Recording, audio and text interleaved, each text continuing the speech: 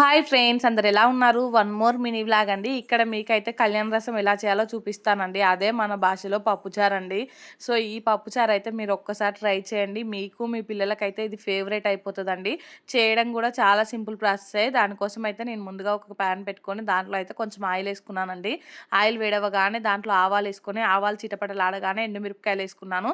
ఇంకా అలాగే ఒక స్పూన్ పసుపు వేసుకున్నానండి. ఇంకా తర్వాత అయితే కట్ చేసుకున్న 3 టమాటాలు వేసుకొని టమాటాలు మెత్తగా ఉడికించుకొని ఇంకా ఉడికిన టమాటాలలో అయితే ఉడికించుకున్న కందిపప్పు వేసుకున్నాను. కందిపప్పు అయితే ఇంకా ఒక పొంగొచ్చే వరకు ఉడికించుకొని తర్వాత దాంట్లో అయితే చింతపండు రసము ఇంకా తగినన్ని వాటర్ అయితే వేసుకున్నానండి. ఇంకా తర్వాత అయితే దీంట్లో మనం మిరియాలు, జీలకర్ర, వెల్లుల్లి రెబ్బలు ఉంటాయి కదా, ఇవైతే బాగా దంచుకొని దీంట్లోకి వేసుకోవాలండి.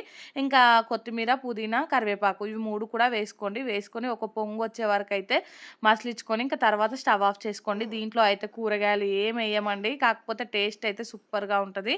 మీరు ఒకసారి ట్రై చేసి మీ పిల్లలకు పెట్టండి. వాళ్ళైతే డైలీ ఇదే కావాలనేసి అడుగుతారు. సో మా పిల్లలకు కూడా అంతే నచ్చింది. అందుకనేసి అంత కాన్ఫిడెంట్‌గా అయితే చెప్తున్నానండి.